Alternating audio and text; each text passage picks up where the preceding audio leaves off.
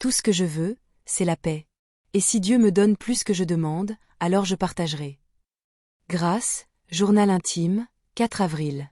Dans une ville moderne d'Afrique de l'Ouest, entre le vacarme des klaxons, les marchés saturés et les mosquées qui s'élèvent entre les toits, il existe une résidence calme et presque irréelle. Une oasis de luxe entourée d'un désert d'insécurité et de misère. La vie grâce à Siba, 33 ans. Une femme chrétienne, aimée, respectée, bénie. Grace ne court pas après le monde. Elle cuisine pour les enfants du quartier, paie les factures de la vieille du 4e étage, distribue des vivres les vendredis. Toujours un foulard bien noué, toujours un sourire franc. Dans son appartement raffiné, chaque meuble brille, chaque plante est vivante, chaque recoin respire la paix. Mais, dans l'ombre d'un couloir poussiéreux, vit Koami Awansou. Père de 3 enfants. Veuf. Toujours le regard bas, toujours des vêtements usés. Il vit dans un studio sans fenêtre, une ampoule cassée pend au-dessus de sa tête. Mais s'il est pauvre, il n'est pas humble. Dans ses yeux vit une rage sourde. Il envie. Il calcule. Il attend. Un jour, alors qu'il quémandait de l'huile pour sa marmite vide, Grace lui tendit un sachet plein de provisions. Avec un sourire. Comme à son habitude. Tiens, frère Koami. Dieu voit tout. Il n'oublie personne. Il baissa les yeux. Ses mains tremblaient, de haine. Elle ose m'appeler frère? Elle, avec sa clim, ses rideaux blancs, sa lumière. Moi, je vis dans l'ombre. Pensa-t-il. Chaque jour, il observait sa voisine. Ses allées, ses venues. Elle priait à 5 heures, elle sortait à 7 heures, elle déposait ses sacs à la poubelle à 19 heures. Il commença à s'approcher de plus en plus des sacs noirs de Grace. Et un jour, il tomba sur quelque chose de particulier. Une serviette. Rougie. Jetée. Sacrée. Il la prit, par curiosité. Mais lorsqu'il rentra chez lui ce soir-là, il ne dormit pas. Une voix l'appela dans son sommeil. Une voix sourde, qui disait « Si tu veux son destin, amène le sang. Ce qui coule en elle est sa lumière. Son pouvoir est caché dans ce qu'elle jette. » Le lendemain, il prit un taxi-brousse. Direction, le village de Conlavie. Et là-bas, dans une case rouge au cœur de la forêt, un vieillard l'attendait. Le diable ne frappe pas à ta porte, il s'assoit à ta table. Il prend le pain que tu offres, et pendant que tu souris, il plante la lame. Proverbe du Sud Bénin. La route vers Conlavie n'existait pas sur les cartes. Un long sentier de terre rouge, battu par les vents, traversant une forêt silencieuse. On disait que ceux qui s'y perdaient entendaient des murmures dans les feuillages, et que les hiboux y parlaient le nom de ceux qui allaient mourir. Le taxi-brousse s'enfonçait lentement, cahotant sur les racines, pendant que Koami fixait l'horizon d'un regard vide. Il n'était plus le même. Depuis qu'il avait touché cette première serviette, quelque chose avait changé. Il se sentait plus fort. Moins honteux. Comme si un voile était tombé. Comme si quelqu'un, ou quelque chose, l'avait regardé, pour la première fois. Il descendit dans un petit hameau de maisons en banco. Les enfants couraient pieds nus. Un vent étrange soufflait. Un vieux le repéra immédiatement. Comme s'il l'attendait. « Tu viens pour voler un destin, n'est-ce pas ?» Koami s'arrêta, trembla. Le vieux rit. « Tu crois être le premier à venir avec l'envie dans les entrailles ? Suis-moi. » Le vieil homme s'appelait Bokono Mawulon. Un ritualiste respecté, ou plutôt craint. On disait qu'il parlait au fœtus mort. Qu'il pouvait nouer un ventre comme on noue une corde. Qu'il écrivait des versets de nuit avec du sang de chèvre et les faisait boire aux enfants pour voler les dons de leur mère. Dans sa case, il y avait des crânes suspendus, des serpents desséchés, des bocaux remplis de cheveux, de liquides opaques, de clous rouillés. Au centre, un cercle tracé au kaolin. Dans ce cercle, un trou creusé à la main. Pas plus grand qu'un mort-né. Tu veux sa lumière? Tu veux son étoile, son ventre, son aura? Tu veux sa destinée? Koami hocha la tête. Alors écoute bien. Ce que tu veux a un prix. Tu ne peux pas toucher le sang sans offrir quelque chose. Le marabout s'agenouilla. Il sortit une calebasse. À l'intérieur, un liquide noir, visqueux. Elle s'appelle Grâce, c'est ça? Elle prie. Elle est entourée d'anges. Mais ils sont fatigués. Parce qu'elle donne tout. Et ceux qui donnent sans se protéger deviennent vulnérables. Koami était figé. Le marabout reprit. Ramène-moi 3 serviettes hygiéniques d'elle. 3 cycles. 3 lunes. Le sang de la femme est la racine de son arbre. Si tu coupes ses racines, elle séchera. Et tout ce qu'elle devait recevoir viendra à toi. Sa paix. Ses enfants. sa faveur. Mais, est-ce que je dois la toucher? La blesser? Demanda Koami. Non. Elle fera tout toute seule. Tu n'as qu'à attendre. Comme un chien qui ramasse ce que les dieux laissent tomber. Il repartit le soir même. Et depuis ce jour-là, un autre Koami naquit. Puneza dessin rond-moi 1, la première offrande. Il observa la poubelle de grâce tous les jours. Il savait. Il sentait. Et un soir, alors que le vent soufflait fort, il trouva la première serviette. Fraîche. Imbibée. Elle sentait la vie. Elle sentait l'avenir. Il l'enroula dans un sac noir. Il ne la regarda pas. Il n'osa pas. Mais dans son ventre, un feu brûlait. Il retourna chez Maoulon. Le marabout l'attendait. Il versa le contenu dans le trou, puis souffla dans une corne. Les murs de la case tremblèrent. Un cri aigu résonna, un cri d'enfant. Le lien est fait. 2 autres et sa matrice deviendra pierre. Punaise à dessin rond-moi 2, le miroir commence à se fendre. Grâce commença à souffrir. Elle avait des douleurs qu'elle ne comprenait pas. Elle saignait en dehors de ses cycles. Elle vomissait. Elle faisait des cauchemars, une ombre lui tenait l'utérus pendant son sommeil. Elle entendait des rires d'enfants, mais ne voyait aucun visage. Son médecin haussa les épaules. Tout est normal, madame. Peut-être le stress. Ou la fatigue spirituelle. Mais dans son cœur, Grâce sentait qu'un mal invisible l'avait frappée. Punaise à dessin rond-moi 3, le dernier sang. Koami, désormais plus confiant, alla lui-même chez Grâce sous prétexte de l'aider à porter ses sacs. Il souriait. Elle avait maigri. Ses yeux étaient ternes. Mais elle priait encore. Elle disait « Dieu sait. Il voit ce que je ne vois pas. » Le soir, il récupéra la dernière serviette. Il la tint contre sa poitrine comme un trophée. Chez le marabout, le rituel fut plus long. Ils firent cuire une poule avec les 3 serviettes. Ils chantèrent en langue ancienne. Ils enterrèrent un œuf contenant ses ongles, ses cheveux et un verset du psaume 91, un verset. Le sol frémit. Le vent s'arrêta. Et une voix souffla. Elle ne portera plus. Toi, tu hériteras. Cette nuit-là, Koami rêva qu'il entrait dans l'appartement de Grâce, vêtu de blanc, avec une couronne sur la tête. Elle était nue, assise par terre, tenant son ventre vide. Et elle pleurait. Il se réveilla, en riant. Il est des douleurs qu'aucune radio ne détecte. Des tourments qui ne crient que dans le silence. Des blessures que même les anges n'osent toucher. Depuis le 3e rituel, le monde de Grâce avait commencé à s'effondrer sans bruit. Pas avec fracas, non. Mais avec lenteur. Comme un verre qui se fissure lentement, sans se briser, mais qui devient inutilisable à jamais. Le matin, elle se levait avec les tempes lourdes. Son corps semblait être tiré vers le sol par des chaînes invisibles.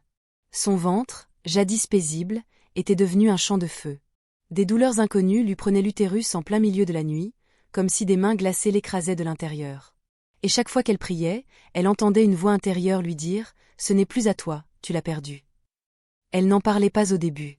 Grâce n'était pas du genre à se plaindre. Elle préférait prier, louer, chanter. Mais les chants n'avaient plus de goût. Sa voix devenait rauque. Sa gorge sèche. Même la Bible semblait lourde dans ses mains. Les pages se collaient, les versets lui échappaient. Chaque mot qu'elle lisait résonnait comme un mensonge. Elle consulta un premier médecin. Puis un second. Puis un spécialiste. Tous répétaient la même chose. « Madame, vos analyses sont excellentes. Votre utérus est parfait. Vos ovaires sont fonctionnels. Il n'y a aucune anomalie. » Mais elle savait. Elle sentait. Quelque chose d'invisible dévorait son intérieur. Et ce n'était pas médical. Un jour, alors qu'elle sortait de la douche, elle vit, dans la buée du miroir, une silhouette noire, derrière elle. Immobile. Sans visage. Le cœur battant, elle se retourna, mais il n'y avait rien. Ce fut la première vision. Puis vinrent les cauchemars. Chaque nuit, elle rêvait d'un serpent noir rampant sous son lit, d'un homme sans yeux qui versait du sang dans sa bouche pendant son sommeil. Un autre soir, elle rêva d'un enfant, un bébé sans peau, qui hurlait et l'appelait « maman » depuis une fosse. Le sol tremblait. Des voix lointaines récitaient des paroles dans une langue qu'elle ne comprenait pas. Un matin, elle saigna abondamment, sans raison. Du sang sombre, épais, qui coulait lentement. Elle était seule, recroquevillée au sol de sa salle de bain, à genoux dans la flaque rouge. Les murs semblaient rire. L'eau du robinet devenait chaude sans être allumée. Et le visage de Koami lui apparut dans son esprit, comme un éclair. Non, ce n'est pas possible. Murmura-t-elle, haletante. Mais les flashs étaient trop clairs. Trop nets. Elle repensa à ces jours où il venait ramasser ses ordures, à ces moments où il lui tendait la main, trop gentiment. Trop souvent. Elle se souvenait même d'un jour où il était resté planté devant sa porte, fixant le sac poubelle, comme s'il y cherchait un trésor. La nausée la prit. Elle vomit un liquide noir. Son ventre se contracta si violemment qu'elle perdit connaissance. Pendant ce temps, Koami brillait. Littéralement. Son teint s'éclaircit. Ses enfants, jadis malades et affamés, semblaient miraculeusement guéris. Il obtint un emploi dans une société d'import-export sans jamais avoir déposé de dossier. On lui offrit un appartement dans une résidence neuve. Il acheta une voiture. La rumeur courait dans le quartier, Koami, il a percé. Dieu l'a visité. Mais personne ne voyait les ombres dans son regard. Il riait fort, mais ses yeux étaient vides. Il parlait bien, mais ses nuits étaient longues. Il rêvait que son visage fondait, qu'il dormait dans un ventre, qu'il entendait des chants d'église pendant qu'on le tirait par les pieds vers un puits sans fond. Il se réveillait trempé, grelottant. Et parfois, il trouvait sur son oreiller des cheveux qui n'étaient pas les siens. Longs, rouges, comme tachés de règles. Il ne disait rien. Il souriait encore. Mais à l'intérieur, le prix du sang le rongeait. Grace, elle, ne pouvait plus marcher sans douleur. Elle perdit 10 kilos. Elle s'évanouissait dans les escaliers. Elle se parlait à elle-même. Elle priait en pleine nuit, nue, le visage trempé de larmes, les bras levés au ciel, comme une offrande brisée. Les voisins commencèrent à parler. On disait que la folie la touchait, que son célibat était une malédiction, que ses bénédictions s'étaient retournées contre elle. Mais personne ne savait que quelqu'un, tout près d'elle, mangeait sa lumière à petites bouchées. Un dimanche, elle décida de ne plus aller à l'église. Son corps était trop faible. Son esprit trop sec. Elle s'assit devant son miroir et dit à haute voix. « Seigneur, si tu m'as abandonné, dis-le-moi. Si c'est le diable qui a pris ma vie, alors montre-le-moi. Mais je refuse de mourir sans comprendre. » Et ce soir-là, elle reçut une réponse. Elle s'endormit sur son lit, sans force. Mais dans la nuit, elle rêva. Elle rêva qu'elle était attachée sur une table en bois. Autour d'elle, des hommes en boubou noir. Ils chantaient en langue étrangère. L'un d'eux tenait une serviette imbibée de sang. La sienne. Il la plaça dans un bol. Puis un autre personnage entra. Elle ne vit pas son visage, mais elle sentit sa présence. Une odeur qu'elle connaissait. Une voix. Un regard qu'elle avait croisé. L'homme portait un masque, mais il boitait, comme Koami. Elle hurla. Et soudain, elle se réveilla. Il était 3h33. Elle était nue, en sueur, et, sur son lit, exactement à côté d'elle, reposait une de ses anciennes serviettes. Froide. Rouge. Elle hurla. Elle sortit. Elle tomba dans le couloir. Les voisins accoururent. Mais personne ne la crut. Certains dirent qu'elle perdait la tête, que la pression l'avait atteinte. Mais une voisine âgée, chrétienne, l'approcha. « Ma fille, tu n'as pas rêvé. Ce que tu vis, c'est une guerre. Et cette guerre est sale. Mais Dieu ne dort pas. Viens avec moi. Nous allons à la veillée. » Grace accepta. Cette nuit-là, elle entra dans une église évangélique au fond du quartier. Pas d'instrument. Pas de décoration. Juste un pasteur, torse nu, debout, les pieds dans une bassine d'eau, priant depuis 6 heures. Dès qu'il la vit, il leva la tête. « Toi, femme de lumière, quelqu'un t'a volé ton sang. » Le silence fut total. 3 fois. 3 lunes. 3 sacrifices. Il a mangé ton avenir. Mais il n'a pas payé le prix en entier. Car il ne t'a pas tué. Et tant que tu respires, ta lumière réclame vengeance. À cet instant, Grace tomba au sol. En convulsion. Les femmes de l'église se mirent à prier. À genoux. En langue. Certaines pleuraient. D'autres chantaient en sanglotant. Le pasteur hurla. « Reviens à elle. Rends-lui ce que tu as pris. » Une voix rauque sortit de la bouche de Grace. « Je suis chez moi, elle m'a offert son sang. » « Tu mens. » Elle ne savait pas. « C'est un vol. Tu as marché dans la lumière avec des pieds sales. Sors. » Les lumières s'éteignirent dans l'église. Une rafale de vent traversa la pièce. Les bibles volèrent. Puis, le silence. Grace ouvrit les yeux. Et dit, d'une voix calme. « C'est lui. Koami. » Le sang appelle le sang. Ce qui est volé dans l'ombre doit être exposé à la lumière. Car si la lune voit tout, Dieu n'oublie rien. Pasteur Odoun, nuit du retournement. Depuis cette nuit à l'église, le nom de Koami résonnait dans le cœur de Grace comme un tambour de guerre. Un nom simple, un visage banal, mais désormais, un symbole de trahison et de maléfice. Elle n'osa pas rentrer chez elle tout de suite. Quelque chose en elle était brisé, mais une autre part était en train de renaître. Cette part-là ne tremblait plus. Elle priait comme on hurle, elle jeûnait comme on saigne, et elle respirait comme un feu caché dans les cendres. Les jours suivants furent étranges. Koami croisait Grace dans les escaliers, et pour la première fois, c'est lui qui détourna les yeux. Lui qui jadis souriait trop fort. Lui qui traînait près des ordures. Il ne parlait plus. Il ne saluait plus. Il avait peur. Car dans ses rêves, Grace était revenue. Pas maigre. Pas brisée. Non. Grande. Lumineuse. Vêtue d'un tissu blanc éclatant, tenant dans ses mains les 3 serviettes hygiéniques qu'il avait autrefois volées. Mais elle flottait. Elle saignait encore. Et chacune répétait. Nous ne t'appartenons pas. Il se réveillait en criant. Une nuit, il se lacéra la joue avec ses propres ongles. Une autre, il se jeta du lit, croyant que des serpents grimpaient sur son torse. Mais le pire, c'était ce jour-là. Il trouva, au centre de son salon, posé sur sa table, un œuf. Un œuf de poule. Parfaitement intact. Mais fendu à la base. Quand il le toucha, il éclata. Dedans, du sang. Et une mèche de cheveux. Pas n'importe laquelle. Les siens. Le lendemain, le marabout ne répondit pas à son appel. Le surlendemain, la case de Maoulon fut retrouvée calcinée, sans trace du vieux. Seulement des cendres, et au milieu, le bol rituel, fondu. Un homme du village dit avoir vu une lumière blanche jaillir de la case avant l'explosion. Une vieille femme déclara que les ancêtres étaient venus ramasser une dette non payée. Koami, paniqué, se rendit à un autre temple. On le refusa. Il tenta une mosquée. On le repoussa.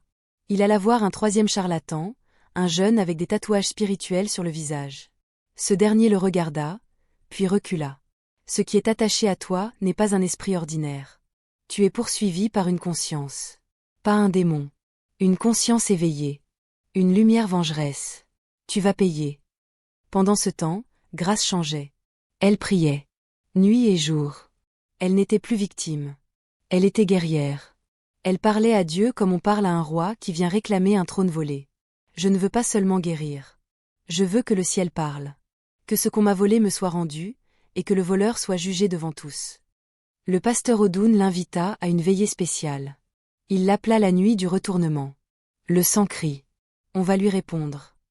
Le jour de la veillée, une pluie étrange tomba sur la ville. Pas une pluie d'eau. Une pluie épaisse, lourde, avec une odeur métallique. Certains dirent que c'était de la poussière rouge. D'autres, que c'étaient les anges qui se préparaient à la guerre. Dans l'église, Grace entra, vêtue de blanc. Pieds nus. Sa Bible en main. Son visage fermé. Pas de maquillage. Pas de foulard. Juste la foi nue. Le pasteur pria. Les tambours battirent. Puis, au milieu de la louange, le prophète se leva. Il regarda la foule, puis désigna. Koami. Car oui, Koami était venu. Il avait suivi Grace. Par curiosité? Par peur? Par folie? Personne ne savait. Mais il était là. Assis au fond, transpirant. Les yeux rougis. Le prophète cria. Toi qui as volé le sang d'une innocente, approche. Car aujourd'hui, le ciel te convoque. Silence. Koami se leva. Lentement. Comme poussé. Il s'approcha. Le pasteur tendit la main. Tu as fait alliance avec la boue. Et tu as souillé une étoile. Mais elle a crié. Et Dieu a entendu. Grace s'approcha. Elle le fixa droit dans les yeux. Et dit simplement. Rends-moi ce que tu m'as pris. À cet instant, Koami s'effondra. Son corps se plia en deux. Une voix étrange sortit de lui, gémissante. Elle m'a donné, je n'ai fait que prendre, je n'ai rien volé. Menteur, cria le prophète. Ils entourèrent Koami. Les intercesseurs prièrent en langue. Les tambours s'arrêtèrent. Et le silence tomba. Soudain, Koami hurla. Un hurlement non humain. Son ventre gonfla. Il se tordit. Il cracha, 3 boules rouges, gluantes. Chacune semblable à une tumeur. Le prophète les recueillit dans un tissu. Ce sont les matrices qui l'avaient enfermée. Des ventres noués. Mais Dieu a tranché les liens. Il posa les boules au sol. Elles disparurent, fondues dans la terre. Koami s'évanouit. Et Grâce, les mains levées, sentit quelque chose en elle se recoller. Son ventre devint léger. Son souffle profond. Elle sentit un feu doux, jaillir de son bas-ventre jusqu'à sa poitrine. Ce soir-là, elle dormit profondément pour la première fois depuis des mois. Et dans son rêve, elle vit un enfant. Un petit garçon, vêtu de blanc, qui lui dit simplement « Maman, je suis prêt ». Quelques mois plus tard, les tests furent clairs. Grâce était enceinte. Mais ce n'était pas tout. Son entreprise, qu'elle croyait morte, redémarra. Ses amis revinrent. Ses cheveux repoussèrent. Sa joie revint. Et Koami? Il fut interné. Nu. Hurlant dans la rue. Il répétait. Les serviettes me regardent, elles me parlent, elles saignent encore. Grâce, dans son témoignage final, dit ceci. Ce qu'une femme jette ne signifie pas qu'elle a abandonné. Ne touchez jamais au sang d'une femme. Il y a dans cette chose méprisée, la signature de Dieu lui-même. Et l'Église cria, Amen. On ne se relève jamais vraiment d'une guerre invisible. Mais on en sort, éveillé. Plus fort. Et parfois, en vie, c'est déjà un miracle. Grâce, lettre à son fils. Il y avait désormais, dans le regard de Grâce, quelque chose de neuf. Ce n'était plus la douceur fragile de l'ancienne Grâce. Ni la gentillesse qui se donne sans attendre. C'était une flamme. Une lumière douce, mais inaltérable. Comme celle d'une lampe qu'on a essayé de souffler 1000 fois, et qui éclaire encore. Depuis cette nuit-là, elle ne parlait plus beaucoup. Elle priait. Elle écrivait dans son cahier de versets. Elle chantait de temps à autre, seule, sans micro, sans public. Mais chaque fois qu'elle passait dans la cour de la résidence, les enfants s'écartaient en silence. Pas par peur. Par respect. Parce qu'ils sentaient ce que les adultes ne comprenaient pas. Elle portait un secret. Quelque chose de sacré. Quelque chose qu'on ne pouvait plus lui voler. Un matin de juillet, elle sentit une douleur douce. Pas comme celle d'avant. Pas une attaque. Mais un signal. Son ventre bougea. Elle posa la main. Un frisson la traversa. Le test de grossesse fut positif. Elle ne cria pas. Elle ne pleura pas. Elle s'agenouilla. Et dit simplement « Merci, parce que tu as attendu ». Ce fut une grossesse étrange. Pas compliquée. Mais chargée. Elle faisait des rêves profonds. Des visions de chemins rouges, de femmes en blanc, de bébés dans des bassins d'eau pure. Elle sentait parfois, le soir, comme une main douce qui caressait son ventre. Une chaleur. Pas humaine. Une présence, sainte. Au même moment, Koami disparaissait lentement du monde réel. Certains disaient qu'il errait à pieds nus dans les quartiers abandonnés. D'autres qu'il se tenait nu devant les croix des églises, hurlant des psaumes inversés. On racontait qu'il répétait sans cesse. Je voulais juste un peu de sa lumière, mais elle m'a brûlé de l'intérieur, elle m'a vu, elle m'a regardé. Personne ne le revit plus jamais dans la résidence. Mais les femmes du quartier disaient que certaines nuits, on pouvait entendre un rire aigre derrière les murs, suivi de murmures de serviettes froissées. Grâce accoucha dans un petit centre médical privé. Pas d'hôpital, Tapax en Graveleuil. Elle voulait la discrétion. La paix. L'enfant naquit dans le silence. Pas un cri. Juste ses yeux ouverts au noir, brillants, éveillés. Le médecin, un vieux béninois chrétien, s'approcha doucement et murmura. Cet enfant est ancien. Il est venu avec des choses. Elle sourit. Elle savait. Elle l'appela Eli Makori. Ce qui signifie, Dieu a retourné le feu contre celui qui l'a allumé. Plus tard, dans une église où elle fut invitée pour témoigner, elle parla. Mais pas comme une prédicatrice. Comme une mère. Comme une survivante. Elle raconta son histoire sans filtre. Le vol. Le rituel. Le sang. La douleur. La délivrance. Et dans l'église, un silence de mort. Puis, des cris. Des pleurs. Des femmes s'agenouillaient. Certaines disaient, moi aussi, on m'a volé. D'autres, c'est mon frère. Mon mari. Il allait jeter mes choses. Je pensais que c'était normal. Ce jour-là, quelque chose changea dans la ville. Un groupe de femmes se forma. Les gardiens du sang. Elles éduquaient, témoignaient, dénonçaient, protégeaient. Grâce ne les dirigeait pas. Mais elle était leur feu. Elle la surnommait la femme ressuscitée. Les mois passèrent. Un soir, Alors qu'elle chantait doucement à son enfant, elle entendit frapper. Un garçon. Jeune. Essoufflé. Madame Grace, il y a un homme qui vous cherche, là-bas, auprès de la Grande Croix. Il dit qu'il vous doit quelque chose. Elle comprit. Elle prit un manteau. Et marcha. Jusqu'au grand rond-point. Sous la croix métallique. Et là, il était là. Koami. Amaigri. Le crâne rasé. Les yeux cernés de noir. Mais, agenouillé. Les mains jointes. Il ne parlait pas. Il pleurait. Elle s'approcha. Le regarda. Puis dit, calmement. Tu ne m'as pas seulement volé mon sang. Tu as tenté de tuer mon appel. Mon avenir. Mon nom. Il tremblait. Je n'ai rien à te rendre. Je ne possède plus rien. Elle le fixa. Puis ferma les yeux. Et pria. Seigneur, prends ce qui doit être pris. Laisse ce qui doit être restauré. Mais ne permets plus jamais que l'innocence soit piétinée par les mains jalouses. Elle rouvrit les yeux. Koami était parti. Disparu. Certains diront qu'il s'est envolé. D'autres, qu'il s'est effacé. Peu importe. Elle rentra. Alluma une bougie. Puis, regardant son fils dormir, dit. Le destin ne se vole pas. Il se porte. Même quand il saigne. Et dans la chambre, une lumière étrange, douce, passa sur les murs. Si cette histoire vous a troublé, si elle a éveillé en vous une peur que vous n'aviez jamais nommée, si elle vous a rappelé que le monde spirituel n'est pas un conte, mais une réalité invisible, alors ne partez pas sans laisser une trace. Cliquez sur j'aime, pas seulement pour nous soutenir, mais pour dire haut et fort que ces histoires doivent être racontées. Abonnez-vous maintenant, car ici, nous ne racontons pas des fictions. Nous réveillons les consciences. Nous mettons la lumière sur ce que d'autres veulent cacher. Chaque semaine, une nouvelle vérité. Une nouvelle guerre.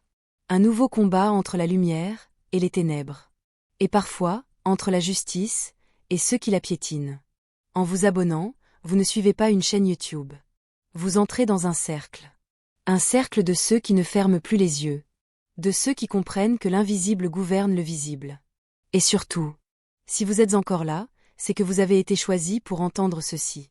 Alors ne gardez pas cette histoire pour vous. Partagez-la. Envoyez-la à quelqu'un qui pense que les choses sans importance ne peuvent pas ruiner une vie. Car parfois, ce qu'on jette est sacré.